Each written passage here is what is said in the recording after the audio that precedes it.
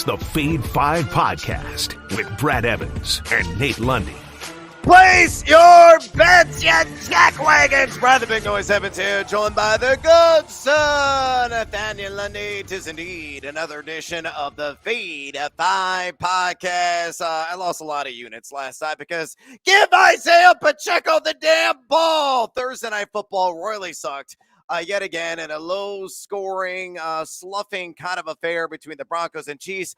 But wait, there are more opportunities for us to regain units lost. And let's head to the junior circuit right now and make some college cash.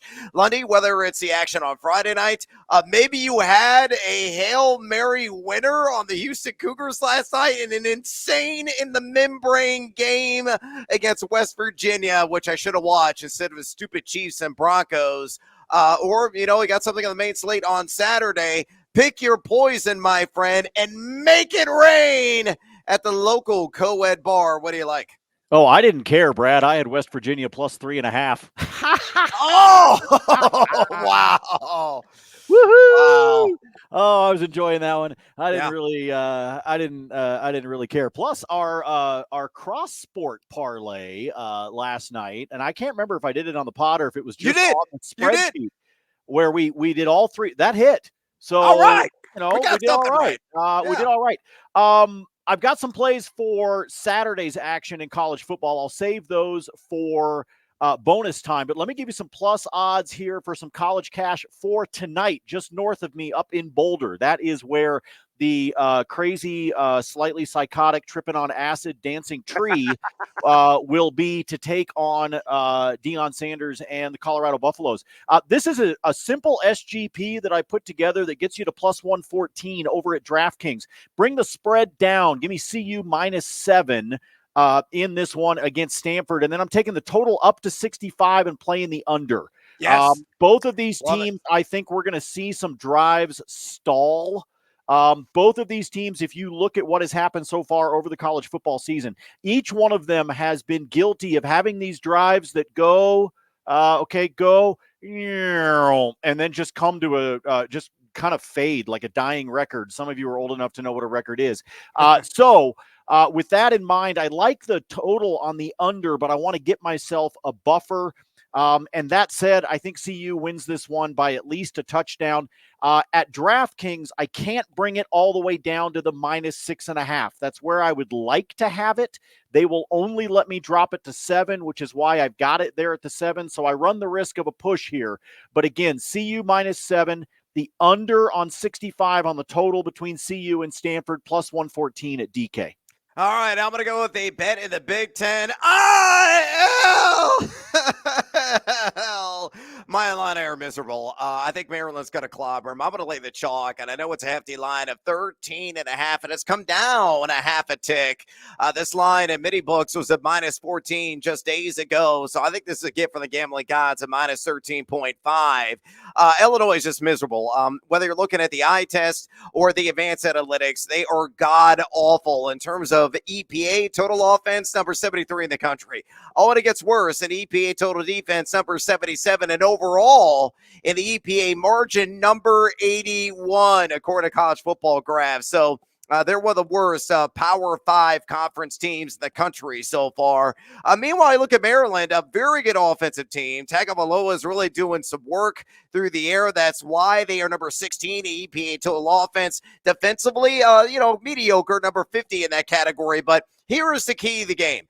Illinois' offensive line is a turnstile. They're a bunch of Casper the Friendly Ghosts up front, and guys are just going through them without any difficulty whatsoever. On top of that, Illinois is 0-7 ATS in its last 7 games. Maryland, meanwhile, 4-1 in its last 5 Big Ten conference matchups. So you pull it all together, road matchup for my ILL, College Park. They're going to smash. I mean, we were lousy and miserable against freaking Nebraska at home last Friday and lost 20-7. I don't see how Illinois gets any kind of mojo back. I'm already thinking forward to college basketball season.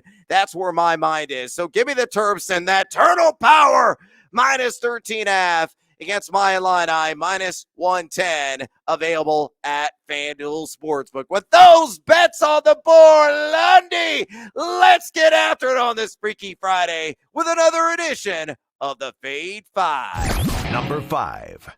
All right, numero cinco on the countdown today. Revenge game!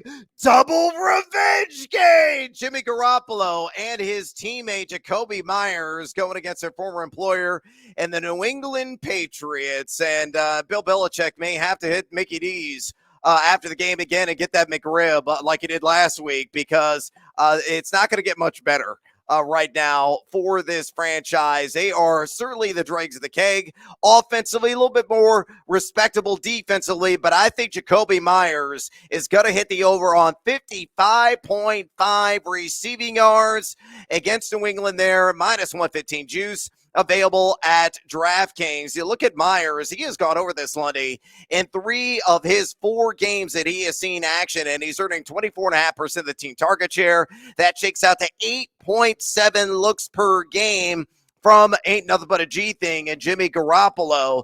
Meanwhile, New England has allowed the 12th most receptions, though the 19th most yards to the wide receiver position. Middle of the pack in EPA pass defense at number 16 in the league. And Myers will get a lot of J.C. Jackson, who was recently acquired via trade. Jackson has allowed just a 47.1 catch rate and a 69, not so nice, passer rating to his assignments, but has also yielded 16.6 yards per reception. So motivated to do work against his former franchise. I say Jacoby will be a juggernaut.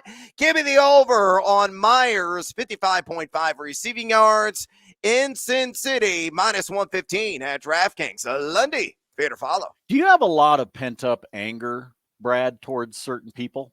Always. Yeah. I mean, pretty much the entire Illinois football coaching staff right now. I'm just trying to figure out, you're always really high on revenge games. And I'm just trying to figure out if there's some revenge that you feel you have not been able to exercise. Lundy, this is the rare double revenge game narrative. That's not singular revenge. It's times 2. You just get into this revenge stuff. You're just here's what I'm going to preface. I'm going to follow you on this one, but here's what I'm actually going to preface. I'm scared shitless for the games on Sunday, Brad, because there are a lot of player prop overs that I like. And I'm really worried that that's going to come back to bite me. There's a lot of overs, not game overs. I'm talking player prop overs. There's a lot of player props where I'm like, oh man, why is that line so low? And then I'll scroll through, right? I'm looking for other, and all of a sudden I go, that one seems really low too. So I'm a little concerned that the odds makers and their algorithms are about to right where the sun don't shine to me on Sunday. So fingers crossed that doesn't happen, but this is an over that I like. Revenge game or otherwise, it's no, I mean, Bill Belichick's going to be a greeter at Walmart pretty soon. With a McRib sandwich in the other hand. Look. We're on to shopping carts. We're on to 100%. We're on to produce, no doubt about it. Just come with me on Jacoby Myers and the over. Embrace the double revenge. Garoppolo, Myers, it's got to run hot. Number 4. All right, numero cuatro on the Feed 5 countdown today. Justin Jefferson is out, and pour one out for a guy that you probably spent a number 1 overall pick on in your fantasy football draft. But his absence means an opportunity for someone, and that someone, I believe, is KJ Osborne. Give me the over. 39.5 receiving yards against my Chicago Bears. Minus 120 in the juice there at BetMGM. This line has waffled a little bit from 39.5. I've seen as high as 41.5. I'll be honest, I'd probably play this sucker up to like 54.5. According to The Athletic, KJ Osborne's going to slide into that vacated X spot that Justin Jefferson usually mans. That is enticed 10.5 targets per game. Now, it's because of Jefferson's prowess as a player, and he's unstoppable when he is operating at full speed. And KJ Osborne is a significant step down, but still he is going to get some of those targets, and the target share is going to spike, in my opinion, overall for him. Why? Because the Bears are number 31 at EPA pass defense this season. They've given up 8.29 pass yards per attempt. They have allowed the 11th most wide receiver yards. 10 wideouts have reached at least 40 yards against them. And you look at Osborne, probably going to get a lot of Tyreek Stevenson, which is spectacular. Stevenson in this Bears secondary has allowed a 74.1 catch rate and 139.6 passer rating to his assignments. I know the Bears all feeling warm and fuzzy coming off that first and convincing win of the season against the Commanders on the road, but they're going to fall back to what we've already shown this season, and that is an overly forgiving defense. So to tally it all up, give me the over. KJ Osborne, 39.5 receiving yards in Chicago, minus 120 at BetMGM. Lundy, pay to follow. JJ out, Chicago defense. What other evidence do you need? What more do you want? I'll tell you what. That's the end of my analysis, just so we can leave time for bonus time. All right, that's a wrap. Take the over on KJ Osborne. Number 3. All right, numero tres here on the fade. That was the quickest, analysis that I've ever heard from you. Brad, it was spectacular. Brad, I've been known to be a little quick. Well, the true story. Same applies to your boy here as a result. With that awful imagery in your head, let's move on to James Cook, the Chef Boyardee of running backs. He was certainly spaghetti news last week with a negative return to rush yards, but he is going to snap back with a vengeance. Give me the over on Cook rush yards, 56.5 against the New York Miniatures, minus 115, available at BetMGM. The Giants, number 30 in the National Football League at EPA rush defense. They're giving up 5.30 yards per carry and 135.8 rush yards per game just to the running back position. Cook, he's surrendering some touches to Latavius Murray and Damian Harris, but, not a whole lot. He's still seeing 60.9% of the team opportunity share. He's RB20, respectable ranking there, and yak per attempt at 3.10, forced a missed tackle almost 15% of the time, and has been over this a couple of times this season. So given the matchup, given the likely positive game script, given the fact that Cook has been a break tackle beast when given opportunities, on what I say is probably around 12 to 14 rush attempts in this game at home, I think he steamrolls the Giants. Give me the over, 56.5 rush yards, minus 115 to BetMGM. Lundy, fair to follow. Oh, all about James Cook. In fact, if there's an alt line on the rush total, I might play the straight line, and then I also might bump it up into plus odds and play the over in that one. Pollard, 70. James Conner, 106. CMC, 85. Kenneth Walker, 79. Achane, 151. Backed, by the way, with Mostert at 65. Hammer. I love this bet. I think James Cook is going to crush this number against the Giants, who are not living up to the name of their mascot. Lundy says Sledgehammer. I'm buying it too. James Cook, over on rush yards. Number 2. Numero dos here on the Fade 5 podcast. I'm guessing you had no idea we were going to talk this name, but we go deep. So deep, we'll put your butt to sleep if necessary over the roughly 30-second span of going deep, and that is on Noah Fant. I am taking the over on 21.5. That is it. An achievable threshold for him on the over on receiving yards, minus 115, available at DraftKings. Seattle traveling to the Queen City and taking on the Cincinnati Bengals. And you look at Cincinnati, they have allowed the 12th most yards to pass-catching tight ends this season, specifically 53.8 yards per game. And you look at Fant. He's ran a route 45.7% of the time. He is number 9 in average depth of target among all qualified tight ends. Number 1, numero uno in yards per reception among tight ends at 16.0. Numero uno in yards per route run. And he has smashed the over on 21.5 receiving yards in uno, dos, tres, mi amigos, 3 straight games. So kind of an under the radar, underrated play, whether you're in DFS or in fantasy in a deeper league, but certainly in the player props market, give me the over on Fant, the Pride of Iowa, because that's tied in you. 21.5 receiving yards, minus 115 at DraftKings. My number 2 play this week, Lundy. Vader follow. Another solid play, because if you look at Fant in those, so he's gone over all 3 games this season. You already said that, but if you look at those 2 games, in 2 of those 3 games, he actually went over this number on a catch. He had a 31-yarder and he had a 51-yarder. So we're talking about the sort of thing that he can manage to do just with a single catch. And so it's part of the reason that I like this, is because when he has gotten open, he's doing it in a way where he's just knocking out yards right away. So he can get 2 catches. He can get 3 maybe, and he's going to destroy this number just because of what he's doing. You already brought up an average depth of target, which he is really solid at. He's getting downfield. Noah Fant can't block the sun from his eyes, so you're not going to find any help. Hat tip to Shannon Sharp for that one. You're not going to find any help for him in the running game, but when he's out there, he's going to find a way to get open. He's absolutely the definition of a pass-catching tight end, not a blocking tight end. So when he's out there on the field, look for Seattle to look his way and look for him to maybe knock out this number on 1 catch.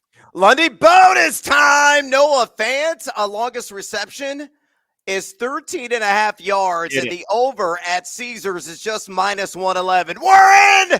Double up on Noah Fant. Number 1. All right, numero uno, fill up thy cup with your favorite tequila or elixir and sip on it, because Cooper Kupp is going to post a lot of crooked numbers on the stat sheet this week. That's why I like him on this SGP. Hopefully Lundy's going to come with me. I say Kupp catches at least 8 passes, and Kupp goes for 70 or more yards. You slap those 2 together at DraftKings on SGP. That's plus 112. Yeah, get seduced by that juice. Really good value play here.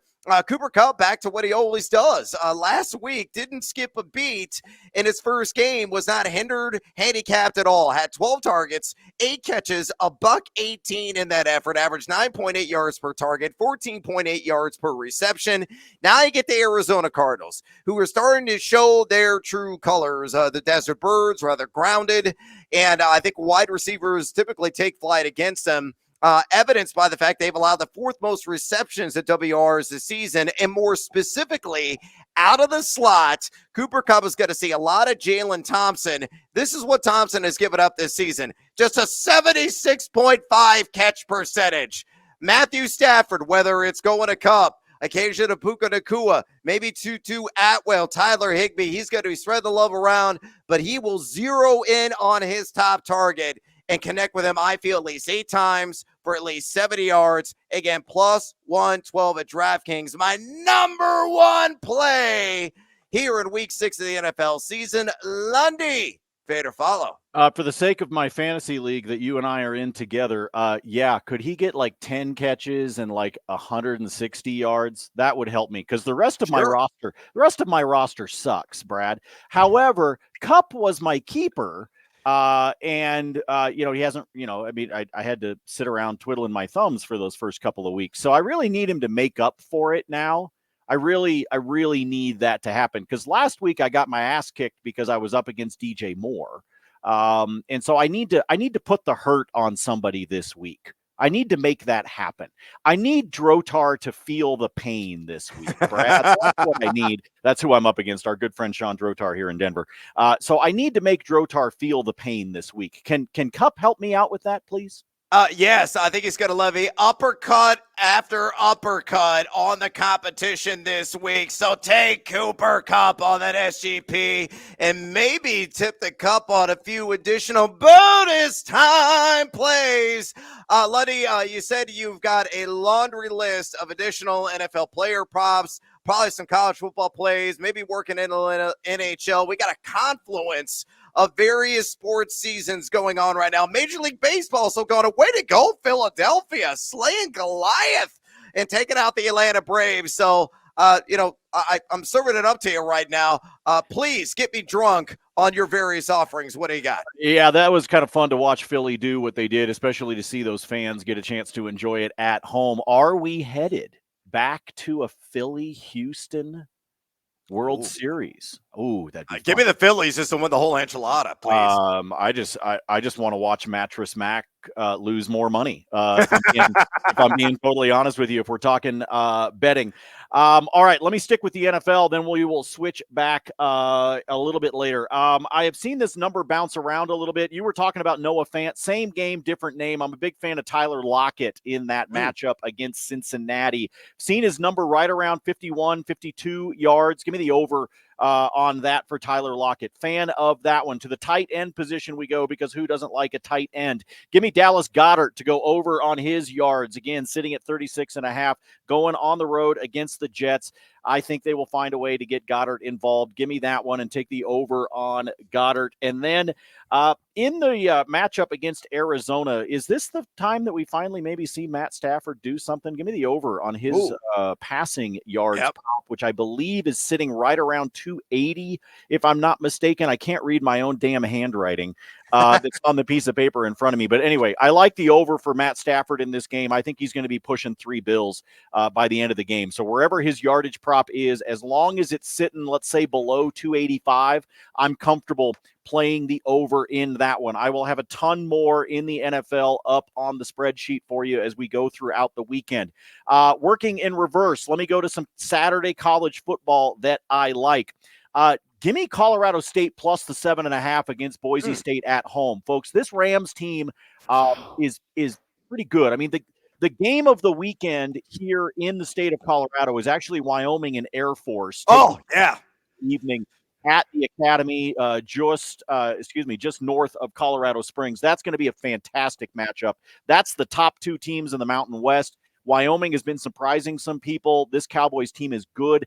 They're 11-point dogs, Brad. I'm thinking this is going to be a tighter game than that, so I kind of like the pokes. But take Colorado State at home plus the 7.5 against Boise State.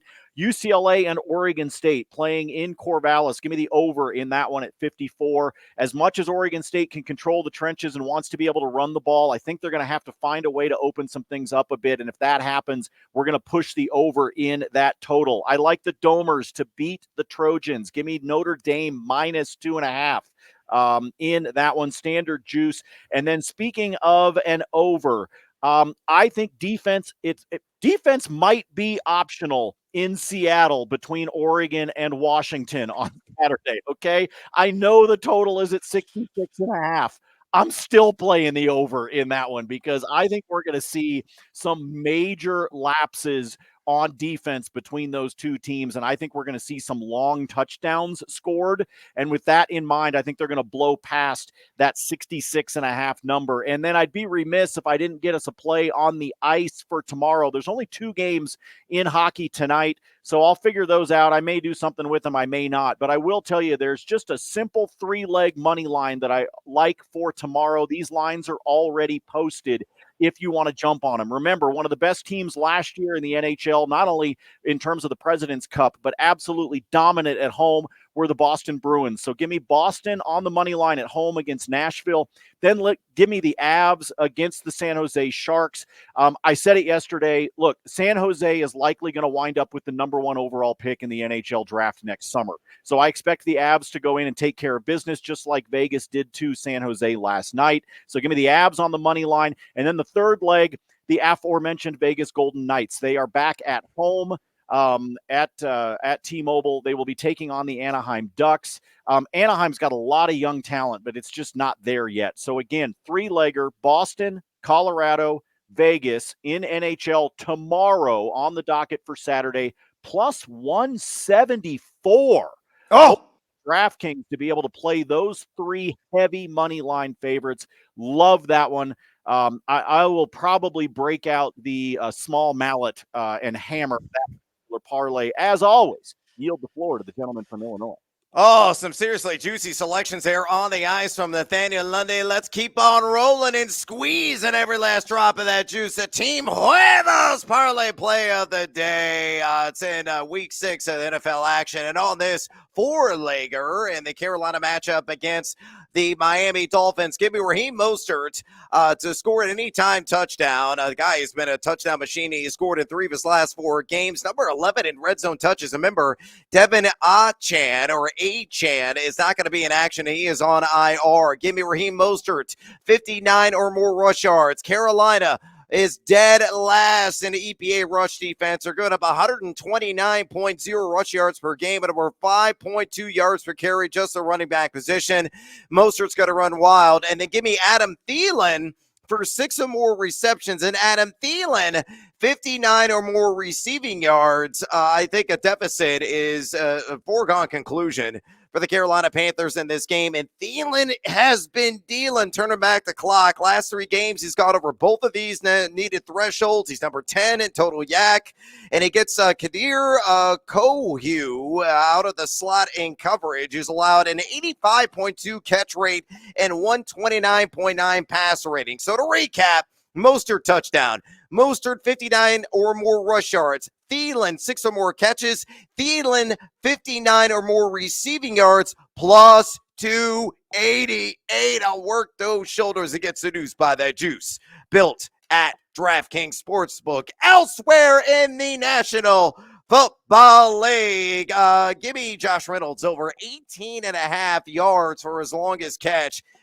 People, he's already done this 10 times this year. 10 times. And I know Amon-Ra St. Brown is expected back for the Lions. They're on the road against Tampa. Tampa, number 8 in EPA pass defense. But whether he gets Jamil Dean or if he gets Carlton Davis in coverage, I think it's a plus. Dean has given up a 16.3 yards per catch rate this season. Davis, 15.0.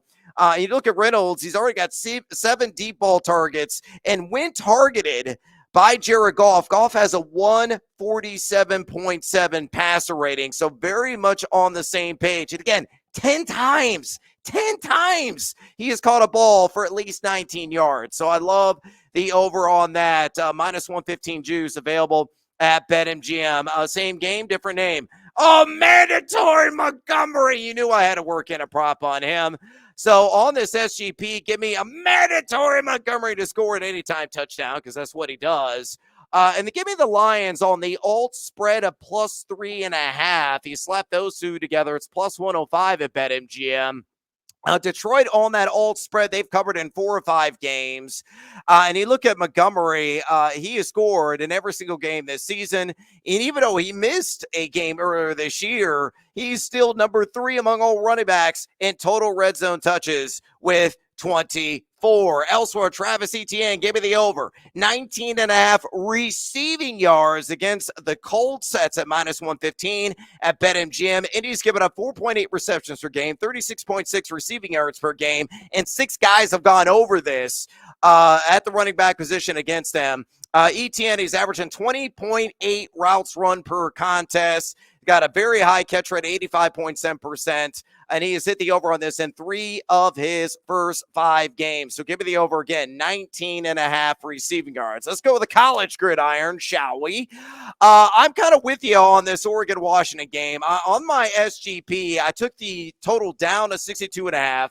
I'm going to take it over, and then I'm going to take Oregon up on the spread and crush it there at plus 7.5. So the Ducks plus 7.5 and the over on the alt total is 62.5 plus 102 available at DraftKings. I think this game will be high scoring, and I think the Ducks are going to keep it close. Elsewhere, I'm with Lundy on Notre Dame. And in fact, here's what I did with it. There is a 50% profit boost available at DraftKings. I applied it to this game on what? The Fighting Irish money line. So I take the spread completely out of the equation. Just Notre Dame to win. You apply that boost, it's plus 105. Notre Dame, more balanced team. SE is a leaky defensive squad, evidenced by their number 58 ranking in EPA defense. Notre Dame is top 10 in both of those categories. Sam Hartman, who looks like, Dan Fouts with that beard and long flowing hair, I think is going to go out there and really twirl the pigskin, and Notre Dame gets the win. And then I will talk the Oregon State Beavers, Lundy, and I am backing the Oregon State Beavers on an SGP. Oh, crap. But I'm going to take the total up, and I'm going to disagree with you. I took it up to 64.5, and I'm going to take the under on that. So, honestly, we both could be right. You took the over on the standard line. I'm taking the under on that old threshold. You put those two together, it's plus 110. UCLA is number 1 in the country in EPA total defense. They've been outstanding, and they're just number 109 in EPA total offense. So I think points are going to be a stretch for them, and I think it's going to be ground control to Major Tom. A whole lot of Oregon State and that 1-2 running back punch controlling the game from start to finish, with DJ doing some damage occasionally through the air. So to recap on that, a plus 110, Oregon State money line, and the under 64.5 on that alt total. All right, I am out of breath. I am out of time. And that is a wrap on this edition of the Fade 5 podcast. Do us a favor or drop us a rating and a review at your convenience. It helps us out a lot. Give us some thumbs up on the YouTube channel as well. Fade or follow us on the X or the Twitter at Nate Lundy. Always free spreadsheet picks at Nate Lundy there. I do the same damn thing at Noisy Huevos. For the incomparable Nathaniel Lundy, go Beavs! As always, fade or follow. That is up to you. And definitely fade my stupid Illini.